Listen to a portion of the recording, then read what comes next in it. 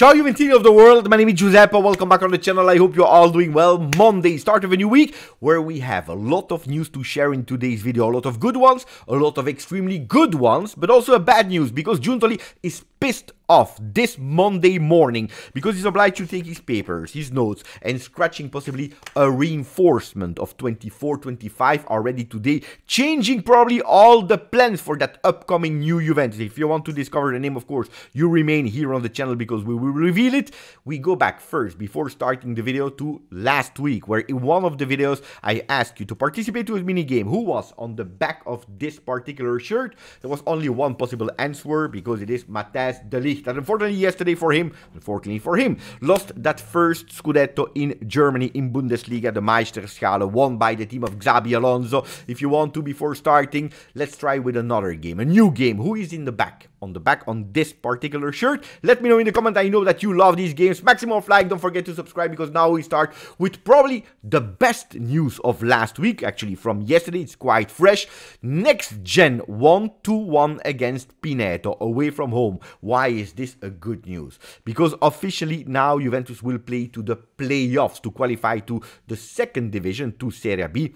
A tournament that is incredibly difficult, super difficult, because if I'm not wrong, there are about 10 games if you are winning all of them to qualify, and there is only one team that is able to go and be promoted to the second division from the one that are participating to the playoffs. So something that is a mirage, something that is nearly impossible. But the good news is that we are avoiding the relegation, where until a few weeks ago, until a few months ago, we were really playing with the danger zone. And I can guarantee you that if things would have gone extremely bad, if on the Mercato session we would not have called for Sekulov, for example, to come back, that yesterday he scored, well, going in 4th division, going in Serie D, the Next Gen project could have collapsed immediately. That's something that we have to avoid. Not going to 2nd division, to Serie B, is one thing, which is actually, to be really honest, not even that important at the moment, but going into the 4th division would have been a total disaster, with already a goodbye to the Next Gen project. So fantastic, beautiful news. Another beautiful news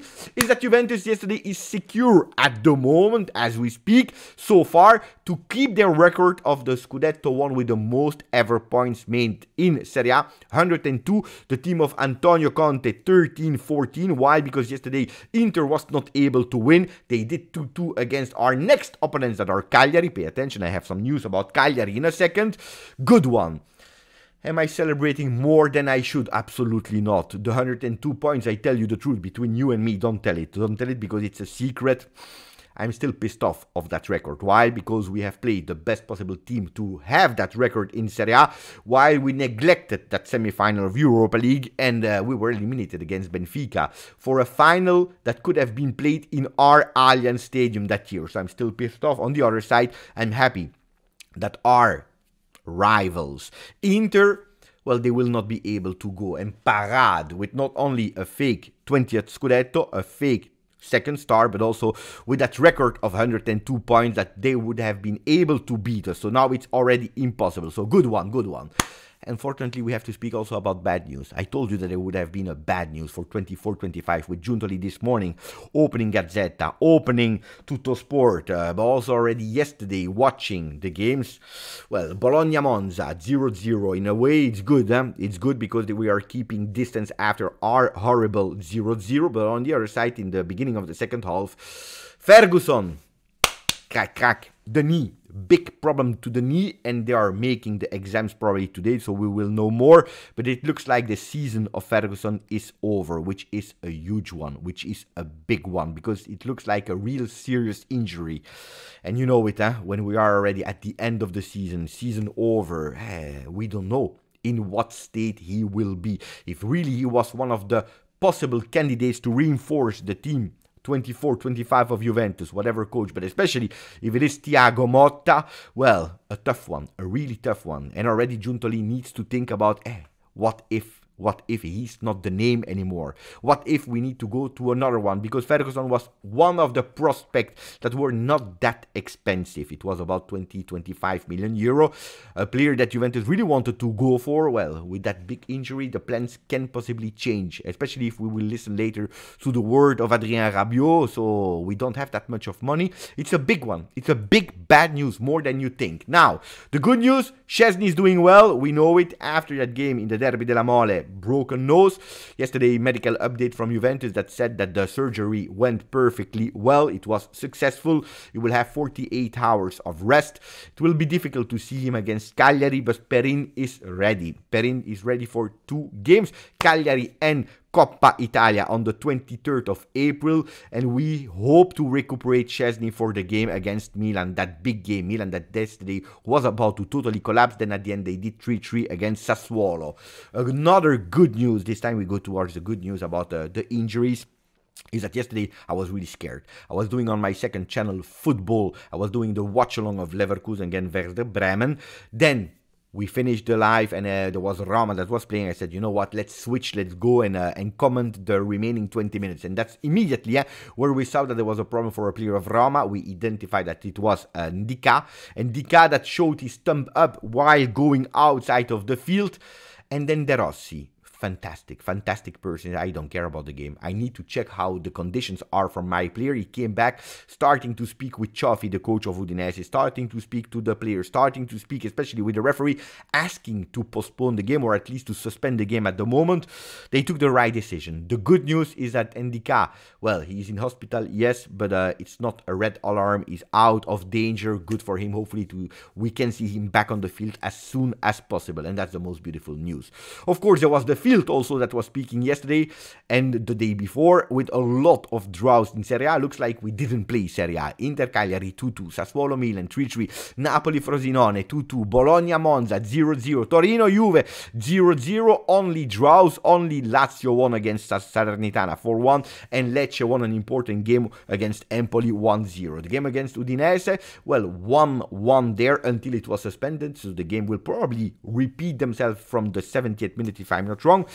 Yesterday was the birthday of Dean Huijsen that was playing as a starter in that game against Udinese. What a big miss. That first goal from Pereira is because of him. Guys, you know it, young player, I'm happy. I'm happy that he's doing these mistakes. I'm repeating it at infinity. I don't know if he will be a player of Juventus 24-25, but I'm happy that he's able to do these kind of mistakes at Roma and not at Juve, because these kind of mistakes at Juve, you can't forgive them. Unfortunately, you can't forgive them. And a player that is just celebrating 19 years old, he has the right to commit these kind of mistakes. So I don't want to go too much. It's normal. It's the way of progressive, of learning. It's totally normal to do this mistake, but better on loan somewhere else than in our home at the moment. Hopefully, he can be reinforced from these mistakes.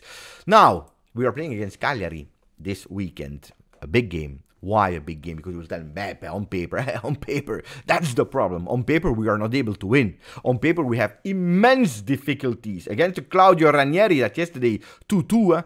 Yes, Claudio Ranieri is a master of Serie A. He's a master of Serie A. Coached the big teams like Inter, Juve, Roma. Cagliari, a lot of teams experienced at abroad. Leicester, do you remember that fantastic title? He knows how to win. He knows how to save his teams. It will be a tough one, especially towards that end of the season where a lot is at stake. But what is really worrying is Juventus. Juventus, that if we are looking at their way of playing, at their records of the away games ultimately, well, I tell you, Torino Juve, away from home, 0-0. Lazio Juve in Serie A, 1-0 for Lazio. Napoli Juventus, 2-1 for Napoli. Verona Juve, 2-2. Inter Juve, 1-0. These are all the away games that we played. The last time that we won away from home in Serie A was Domenica, a Sunday, 21st of January 2024 against Lecce. A beautiful 3-0. In that fantastic, beautiful month of January that stopped on the 27th, we all remember, unfortunately. But that's the reality. Juventus that is not able to win away from home since 5 games. If on top of that we are looking at the last 4 games in Serie A, we only scored 1 goal. 0-0 against Genoa. 1-0 loss against Lazio in Serie A. 1-0 won with a goal of Gatti against Fiorentina, and then that 0-0, that really mediocre 0-0 in the Derby della Mole. 1 goal in the last 4 games. 0 wins in the last 5 away games. It's a total disaster. It's a total disaster. Our strikers are not scoring. Except of that Coppa Italia, it's extremely long time ago that we didn't see our boys, our strikers, Chiesa, Vlahovic, scoring in Serie A, and this is a problem. In a team that is not able to score well, usually we are asking our strikers to give us a bit of help, and at the moment they are not. At the moment, they are not. If you're looking at Vlahovic at the fantastic 2024, well, we praised him a lot. Now the stats are going towards another thing that they are studying. Well, 10 goals were scored against the 8, or his last 10 goals were scored against the last 8 teams.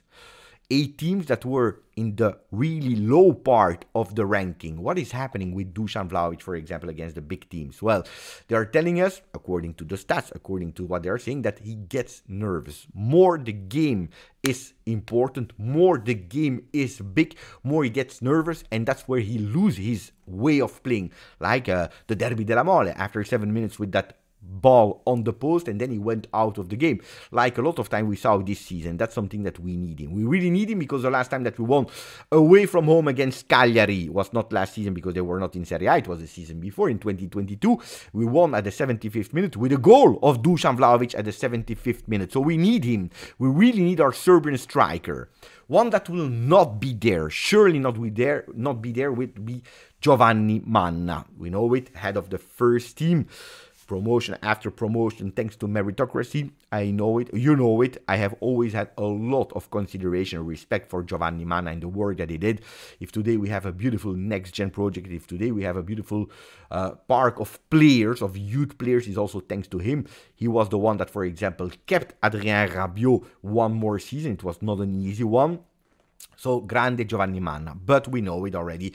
The rumors, they are true. He will probably go to Napoli from next season as a sporting director. We all saw him celebrating that goal in Coppa Italia against Lazio, where he was totally crazy into the stands.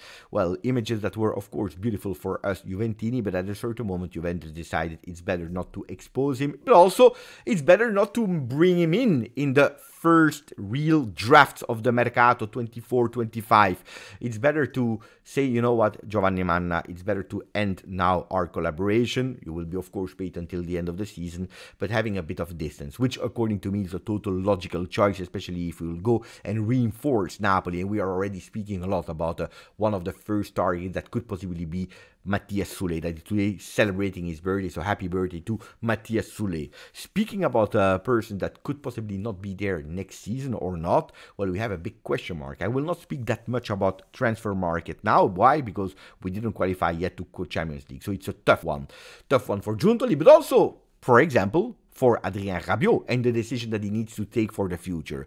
He spoke twice since that game against Torino. The first time he said, my objective is to make sure that Juventus is going back in Champions League, even if I would not possibly be there next season. I want to win that Coppa Italia, and I want to qualify and to bring Juventus back in Champions League, what I promised when I signed my extension. Then, when everything will be sure, when everything will be mathematic, we will set at the table to speak about my future, which is always coherent with what he said, always. But then he also spoke about another thing, because we know it. We always try to pair Adrien Rabiot with Max Allegri. They have mutual, huge, big respect. But Rabiot spoke also about that. He said, it's true, I have a big relationship with the mister. That has been really important to me. But in football, everyone has his own journey, his own way. My decision, I will take it when all the competition that we will play will be clear. Because I have always wanted to play Champions League, and I want to continue to play it. So he's leaving everything open. Is he really linked to only Max Allegri? No, because if Max Allegri takes again 1 or 2 years of sabbatical years without coaching anything, well, Rabiot can't just stay home for 1-2 years waiting for Max Allegri. So he's looking for a comfort zone that can be Juventus, where he knows everyone, where he's even vice captain this year, but maybe a Juventus that will be made in Thiago Motta. Thiago Motta was his partner at Paris Saint-Germain. They played together. With Thiago Motta, that spoke always really great about him. I went to check back in the archives some of the things that he said about a really young Adrien Rabiot, and he said beautiful things. Adrien Rabiot is different. According to me, he can play in every single position. That's my opinion. But it's him that needs to decide where he feels more comfortable. Adrien Rabiot has a huge, big, enormous potential, and he's already showing it.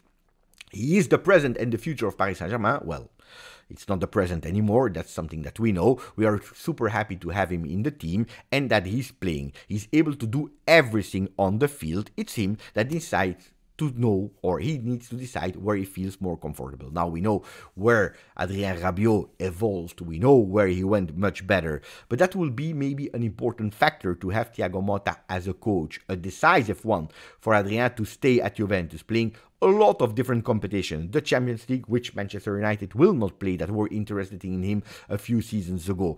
Playing that Club World Cup in 2025, playing that Supercoppa, playing that Coppa Italia, playing Serie A. So that could be a good one for Adrien Rabiot, but nothing is decided yet. Is Adrien Rabiot sure to stay at Juve? No, because of course you're speaking also about money. That will be difficult for Juventus to pair what he has on his contract now today.